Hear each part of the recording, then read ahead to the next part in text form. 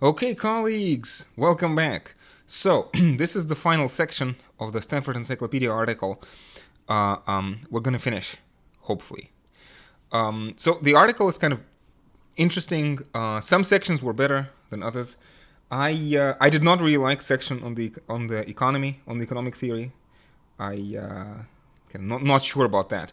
But the section on the state, the section on ideology were very good. The section on Jerry Cohen's functionalist account of Marx's theory of history was also good. So anyway, let's finish. So we're going to talk about utopia. Not exactly sure what to expect here. I mean, utopian socialism may be polemic against utopian socialism, but we'll see. We'll see. Okay.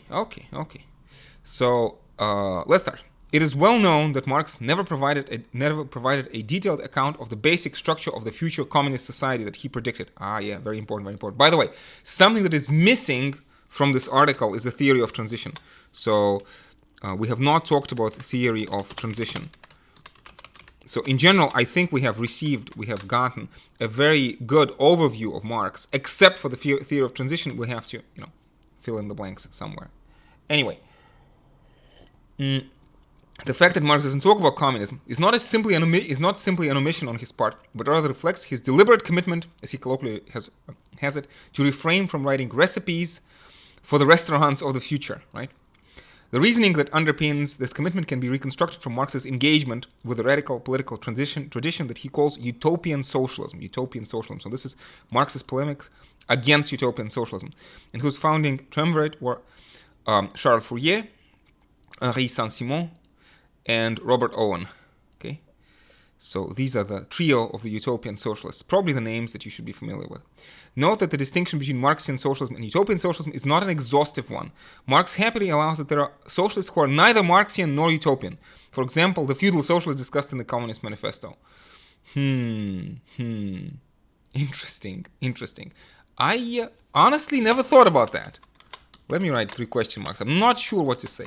Anyway, what distinguishes utopian from other socialists, in large part, is their view that providing persuasive constructive plans and blueprints for the future socialist arrangement is a legitimate and necessary activity.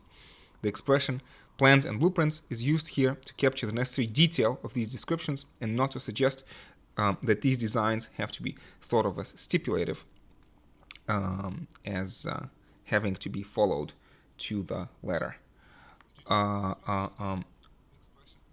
On the utopian account, the socialists, we should talk about, I hope the article is going to talk about morality, because the biggest difference between utopian and scientific socialism, I think, is the approach to morality, but we'll see. On the utopian account, the socialist future needs to be designed before it can be delivered, the plans and blueprints being intended to guide and motivate. Of course, Marx is not in this sense utopian, since he does not rule out the possibility of additional senses in which he might accurately be so described. Again, not sure. Whatever. Marx's account of utopian socialism might appear contradictory.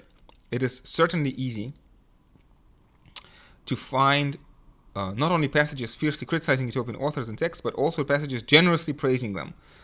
I think it's kind of important to keep in mind, right? So Marx was ambivalent about utopian socialists.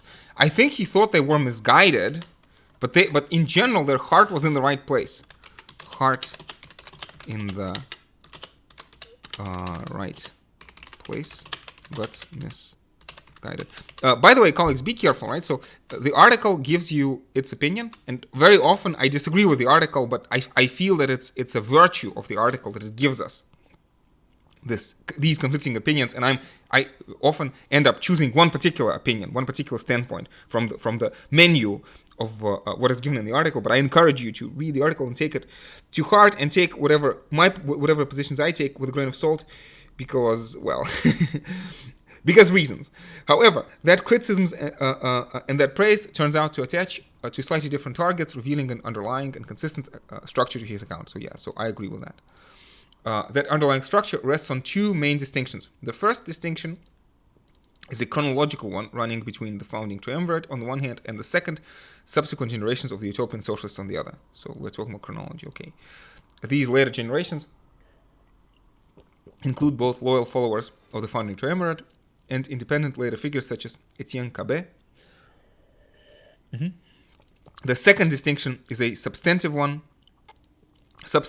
running between the critical part of utopian writings critical part, right? So critical part of utopian writings, portraying the faults within contemporary capitalist society on the one hand, and the constructive part of utopian writings, the detailed descriptions of the idea of socialist future. So I said, the heart is in the right place, but misguided. The heart is in the right place because Marx agrees with their criticisms by and large, or at least to some extent. But the constructive part, to a lesser extent, probably. Let's see what the article says. Note that these distinctions underpin the asymmetry of Marx's assessment of utopian socialism. Simply put, he is more enthusiastic and positive about the achievements of the first generation of utopians by comparison with those of later generations. And he's more enthusiastic about and positive about the utopians' criticisms by comparison to the utopian constructive endeavors. Okay, makes sense. Section 2. Marx's utopophobia. Interesting word. The remainder of this section will focus on Marx's disapproval of the constructive endeavors of the utopians. In trying to organize and understand Marx's various criticisms of utopianism, it is helpful to distinguish between foundational and non-foundational variants. This distinction is intended to be exhaustive, in that all of his criticisms of utopianism will fall into one of these two categories. Okay. Non-foundational criticisms of utopian socialism are those which, if sound, would provide us with reason to reject views which might be held by or even characteristic of utopian socialists, not constitutive of their utopianism. That is, they would give us reason to abandon the relevant beliefs or to criticize those who held them, but they would not give us cause to reject utopianism as such. In contrast, so like if you want incidental criticisms, foundational criticisms are those which, if sound, would provide us with a reason to reject utopianism as such.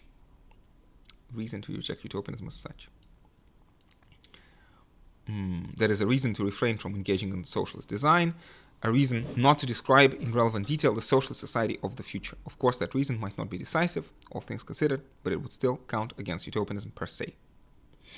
Okay, many of Marx's best-known criticisms of utopian socialism are non-foundational. For instance, in the Communist Manifesto, he complains that utopian socialists hold a mistaken ahistorical view of social change. The utopians purportedly fail to understand that the achievements of socialism depend on conditions which can only emerge at a certain stage of historical development. They might, for instance, recognize that there are strategic preconditions for socialism, for instance, their blueprint and sufficient will to put it into practice, but mistakenly, on Marx's account, imagine that those preconditions could have appeared at any point in time. So mistakenly imagine that those conditions might have appeared at any point in time. You cannot build communism in any time and place. Historical conditions are required. Capitalism, basically, right? Advanced capitalism. This complaint is non-foundational. One can accept, etc. Fail to understand. Commitment to the necessity and desirability of socialist design does not require one to hold a historical. Okay, maybe. Okay, it's kind of less interesting for my purposes. Assessing the soundness of non-foundational criticisms and their relevance to the utopian socialist tradition is a complicated task. However, even if sound and relevant, these criticisms would provide no reason to abandon utopianism as such. Consequently, they are pursued no further here. Instead, we focus on three main foundational arguments against utopianism. So, three main foundational arguments against utopianism.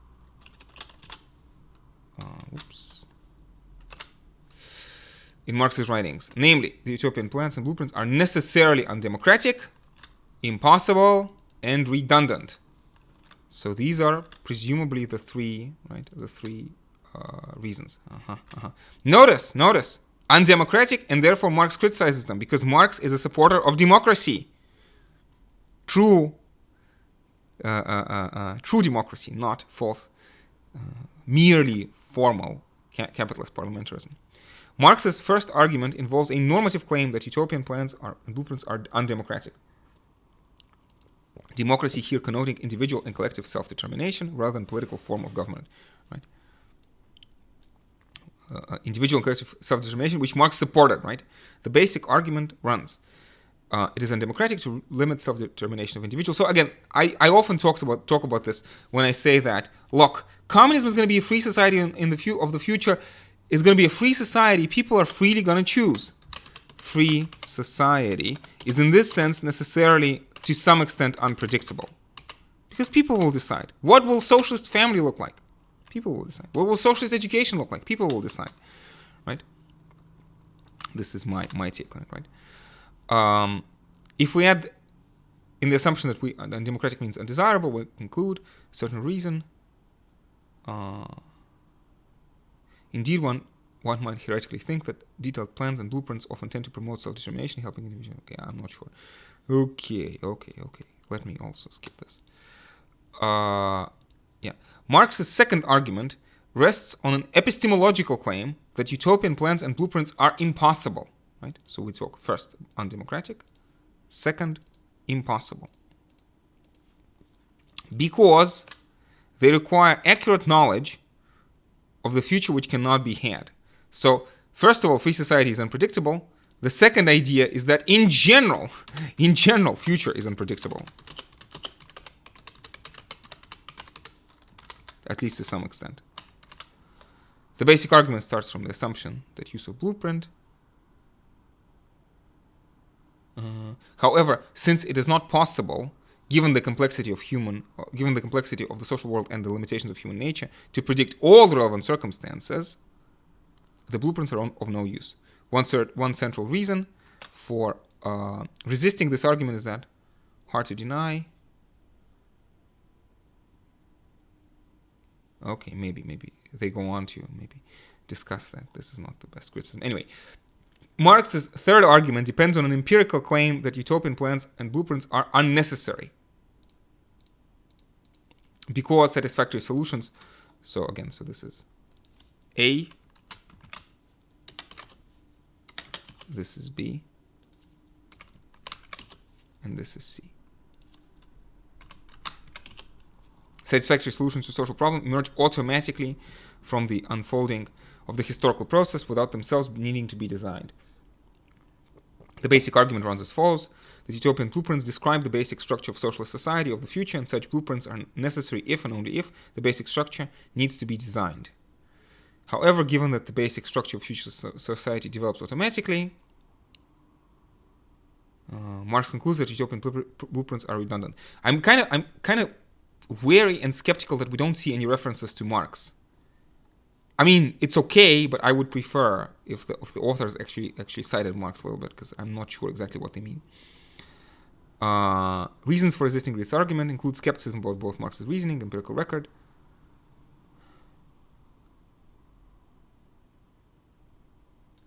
Okay. Again, I want to skip this. This brief discussion suggests that there are cogent grounds for doubting Marx's claim that utopian plans and blueprints are necessarily undemocratic, impossible, and redundant. So this is, I would imagine that this is Leopold's position, because he is cited at the beginning of this section. Yeah, Leopold, 2016. Maybe yes, maybe no. It's a complicated question.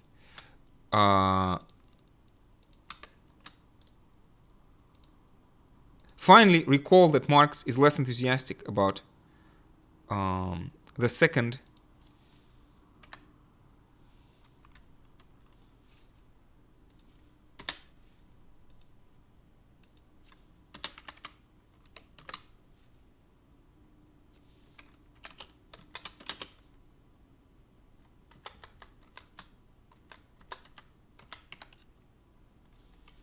Finally, recall that Marx is less enthusiastic about the second and subsequent generations of utopians than of the original triumvirate. We might reasonably wonder about the rationale for greater criticism.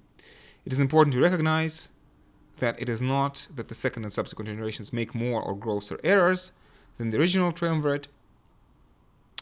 The relevant difference, rather, is that by comparison with their successors, the first generation were not to blame for those errors.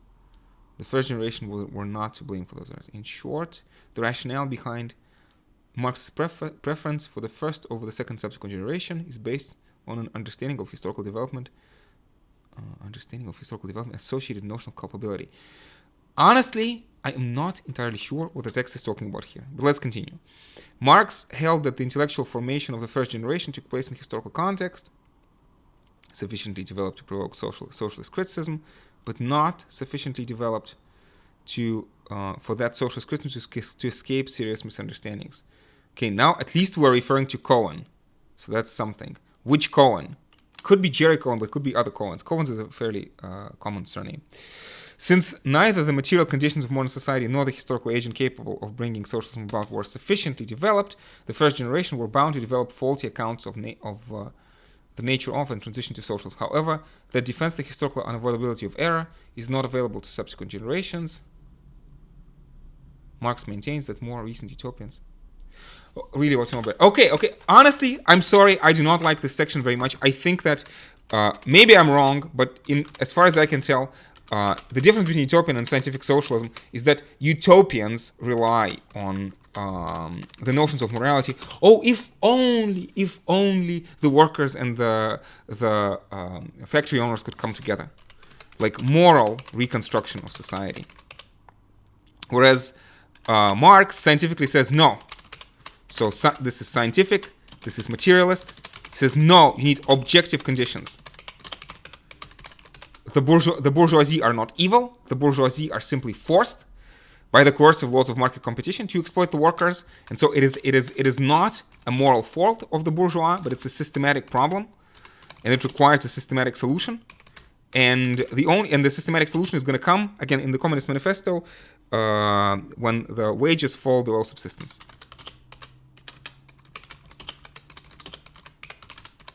Right. This is in the Communist Manifesto. But in later, probably, this is not enough, and this is probably not going to happen because the state is going to save capitalism from itself.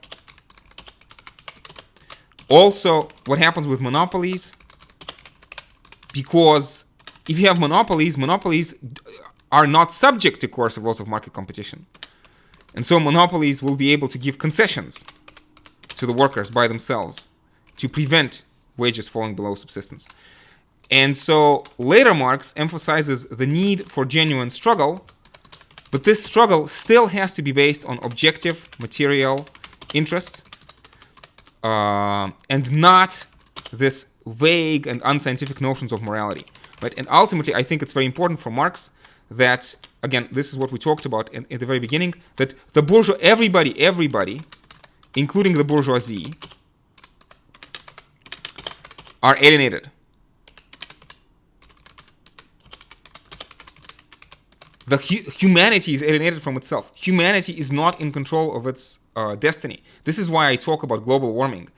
Presumably humanity or climate change. Presumably humanity wants to solve a climate change, but humanity is not in control. Humanity is slave to the coercive laws of market competition, right? And taking agency back. This is my answer. This is my analysis, and the things that are covered in this section.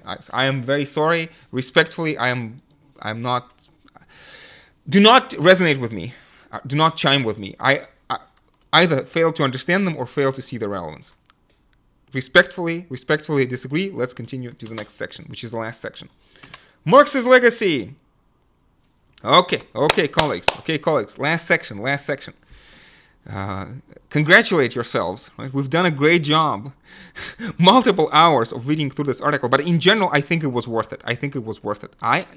I've had a great time. Let's continue. At this point, we might be expected to briefly survey Marx's legacy, which is of course impossible to do because Marx's legacy is huge. This legacy is often elaborated in terms of movements and thinkers. However, so understood, the controversy and scale of that legacy makes brevity impossible. And this entry is already long enough, so it's very, a book, right, about Marx's legacy. All we can do here is gesture at the history and mention some further reading. The chronology here might provisionally be divided into 3 historical periods. Let's look at this.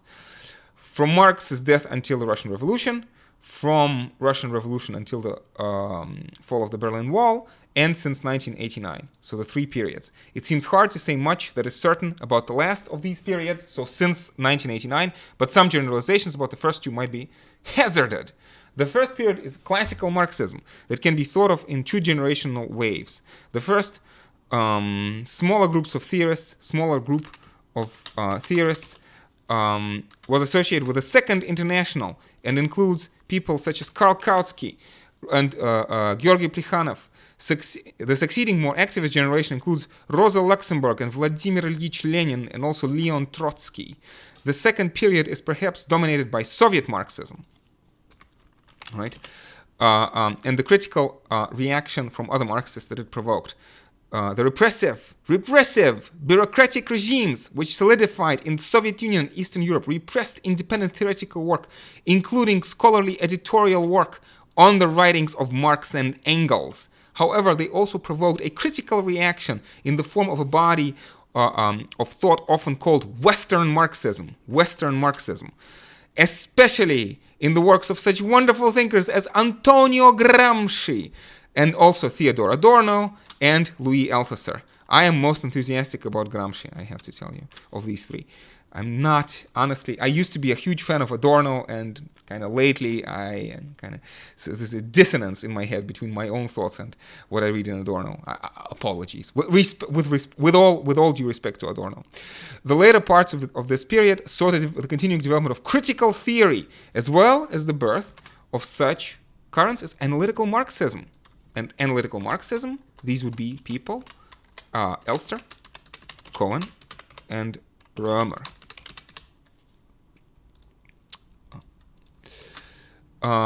Whose long-term impact is uncertain because, not enough time has passed. These first two periods are both partly covered here and there, main currents of Marxism, succinct critical account, considerations, also covered elsewhere in this encyclopedia. See related entries. Interesting. Let's see related entries. Finally, and edging a little into the third of these historical periods, there's an account of Marx, especially. Yes.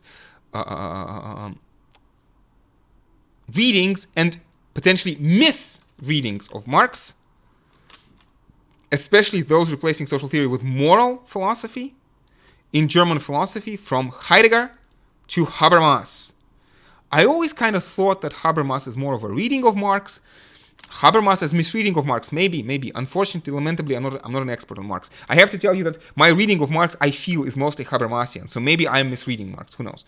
However, we might also think of Marx's legacy less in terms of thinkers and movements, and more in terms of reasons.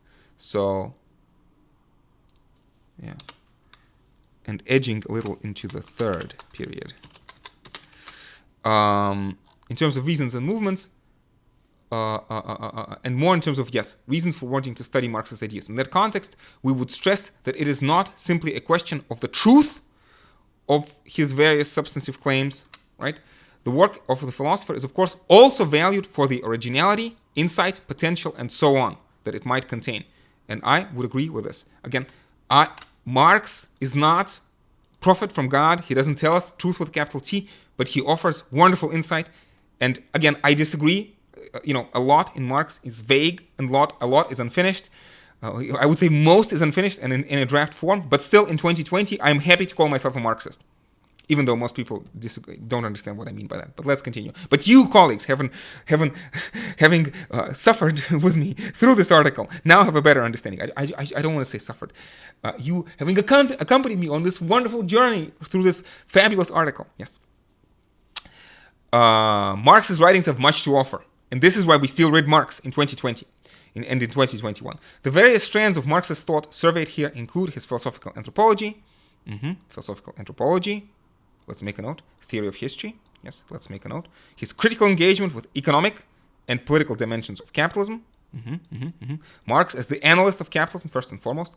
Frustratingly vague of outline what might replace it. Frustratingly vague outline of communism. Yes. Take this to heart. Take these words to heart, colleagues. Whatever the connections between these threads, it seems implausible to suggest that Marx's ideas form a system. It is implausible to suggest that Marx's ideas form a system which has to be swallowed or rejected in its entirety. Right? One might, for instance, it might, for instance, be that Marx's diagnosis looks more persuasive than his remedies. Oh yes, maybe. Readers may have little confidence in his solutions, but this does not mean that the problems that he identifies are not acute. Wonderful note to end the reading. Okay, colleagues, Thank you very much for your company. I enjoyed this tremendously. I have found this terribly stimulating. I hope you did too. I hope you found this useful. Thank you very much for joining me. And until next time, stay safe and take care.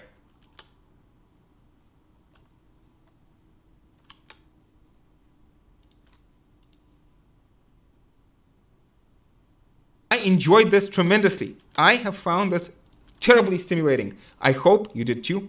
I hope you found this useful.